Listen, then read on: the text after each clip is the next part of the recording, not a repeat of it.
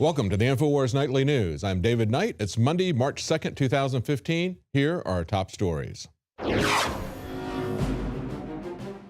Tonight, how the IRS is providing refunds to people who never filed taxes.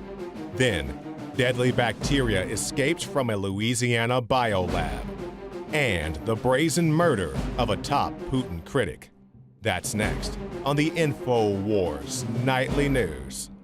We'll inoculate these pesky Earth creatures. There, now you're not too smart, are you? Now my takeover plan will be successful. Well, the Western media was full of conspiracy theories this last weekend.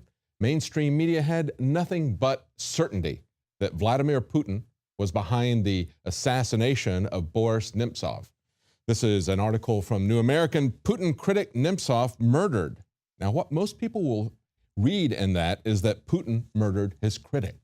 And that's the way it's been portrayed in the mainstream media. Now, the New American reports that they believe 100,000 people marched the day following that. There was also a demonstration that had been scheduled prior to the assassination of Boris. Many sources will say that it was tens of thousands. We don't know the exact number, but it looks like it was between 30,000 and 100,000.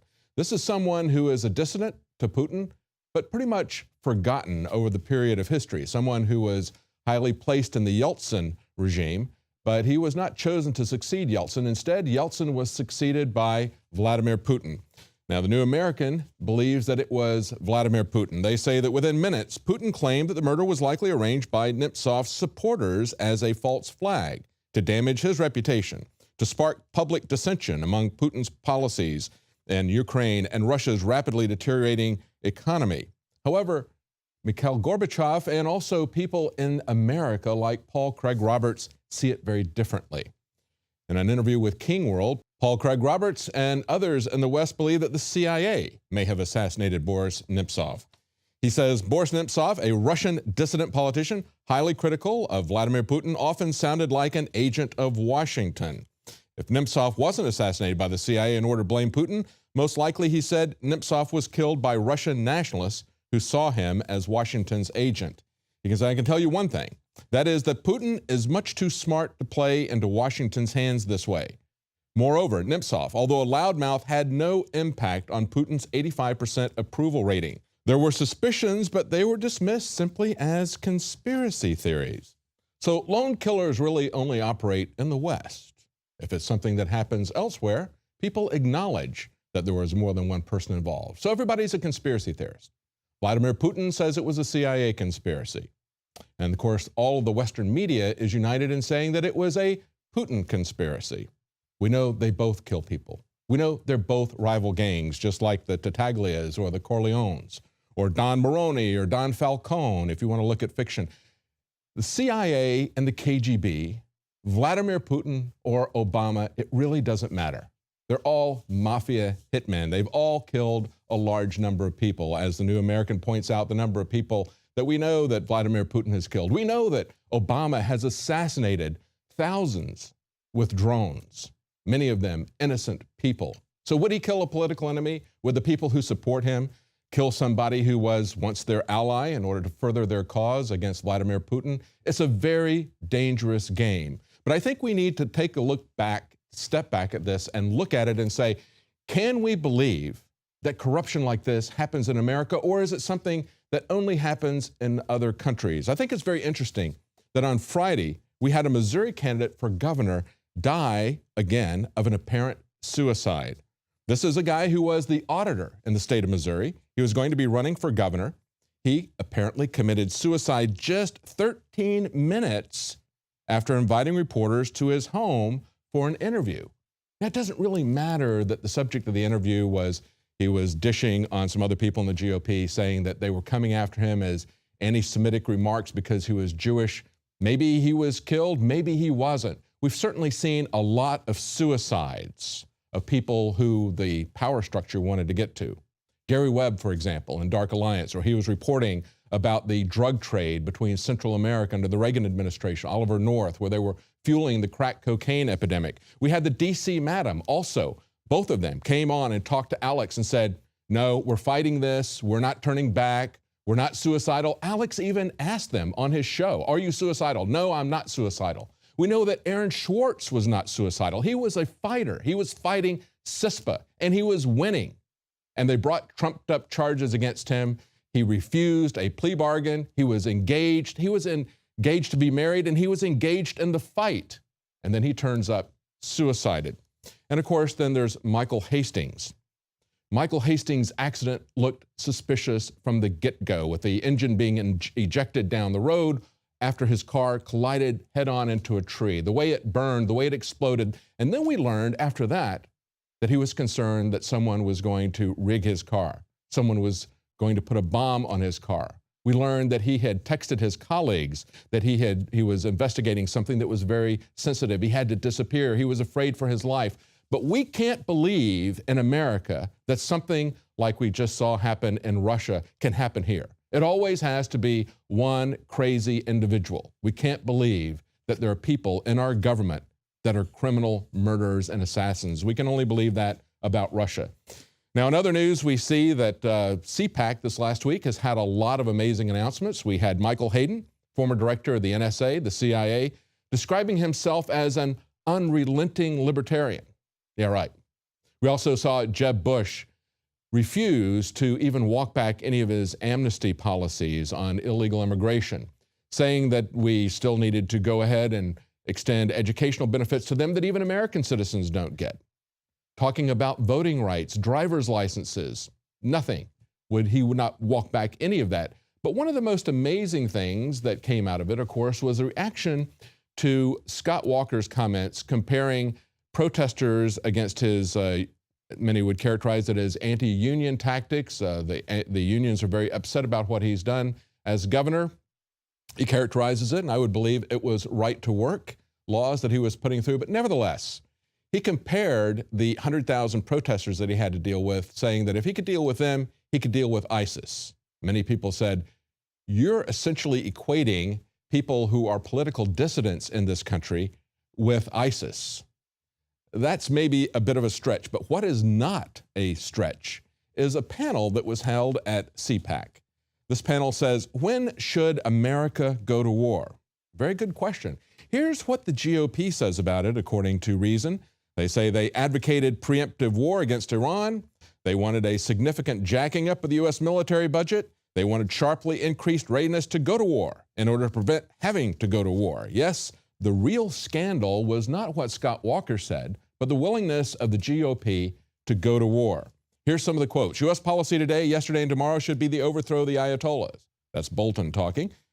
Another one says we left Iraq too soon. Another one says, yes, we did leave too soon, and we have to re-engage. And another one, second side, says we have a duty to fight ISIS. We have to use preemptive use of military force, and it's necessary. No war that they can imagine is one that they don't want to get involved in. And that's the real scandal that comes out of the neocons, even at a conference that is noted for being one of the most libertarian in the GOP. Now, we also see that our government has essentially declared war here in America. I should say our dictator, Obama, is at war with the Constitution. You didn't hear too much about that at CPAC, certainly not in that conference.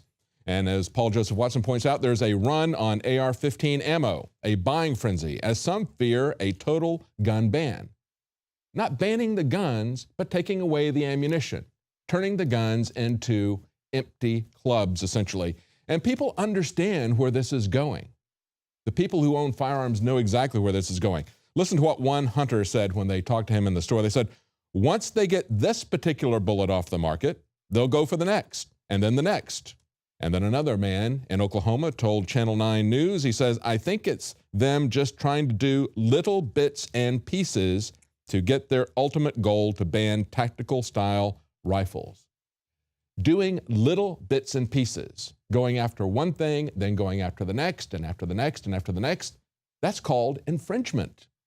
The founders knew that would be the way that the Second Amendment would be destroyed. They knew that would be the way that the government would come after our God-given rights, little by little. In the First Amendment, they say Congress shall make no law. They knew that they could outlaw free speech with one fell swoop. But when it comes to guns, they're going to have to take it little by little, and we have to fight them every inch of the way and not allow them to do that. Now, we also see that the IRS, in another story, is defending payments to illegals who had never filed taxes.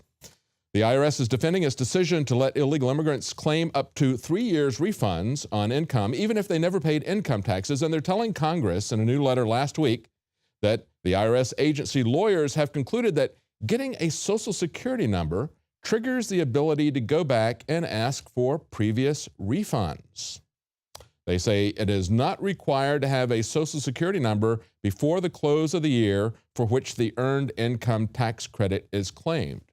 Last week when I talked to the people with welcoming cities and counties, essentially welcoming immigrants, and of course, as a lady pointed out, she made no distinction between legal and illegal immigrants. She was quick to point out that they have career paths that they're working for immigrants. She said 25% of the people here in Austin are high-tech workers. The way that's playing out in California is we have foreign workers who are processing unemployment checks for Californians. That's what it's come to. We have a department with $200 million budget, the Employment Development Department, and with the exception of 2 managers, everyone inside the office is from outside the U.S., mostly Indian nationals. Now, this is a visa program that's been used by tech companies like Microsoft, Intel, Google, and Facebook. They report on one man here who lost his job, who worked for Hewlett-Packard. He was laid off from the Roseville plant during the height of the H-1B program, when as many as 300,000 workers were allowed to take jobs in the U.S. Not jobs flipping burgers, not jobs working in fields that they tell us that nobody in America wants to do, so they're bringing in people from outside the country. These are jobs that people do want. This man got laid off just before Christmas in 1996, 2 weeks in fact. He says he's afraid more Americans will be replaced by foreign-born workers. He said, I'm single income in my family, so on that particular day, as a direct result of this program, we were unable to provide Christmas presents, and I kept telling my kids that Santa might not show up. So the question is, are the lower wages that you're going to be getting because they're bringing in so many foreign workers and the higher taxes that you're going to be paying for schools and other benefits, other entitlements that they're extending, is that going to make it impossible for you to keep your home, for example? Not just lose your job, not just have lower income. Are you going to lose your home trying to keep this entitlement state that is exploding afloat?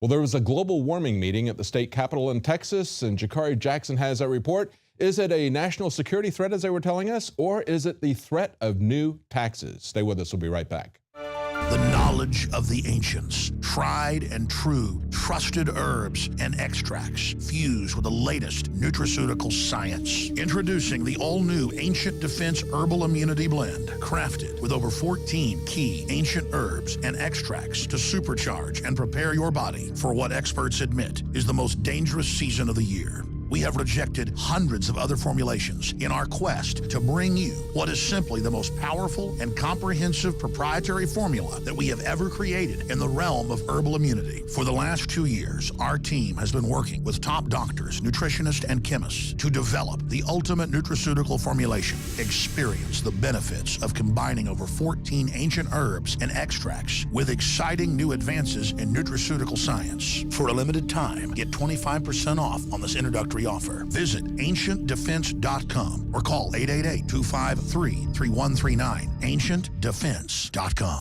Used since before the days of the Roman Empire to support the body's natural systems and enhance overall health. Introducing the new INFOWARSLife.com oil of oregano formulation, a highly advanced nutraceutical form of this key herb that has been traditionally used by civilizations for thousands of years to promote health. We have now procured the most high quality and potent forms of oregano oil on the market, sourced from top leading manufacturers to ensure a concentrated level of bioactive ingredients, extracted directly from the wild herb and sealed in easy-to-use capsules. You will no longer need to endure the burning of liquid oregano on the tongue. Wild crafted from the Mediterranean oregano species that experts agree is one of the most powerful and most challenging to acquire. This winter season, it's more important than ever to secure this true form of oil of oregano, now available in our limited first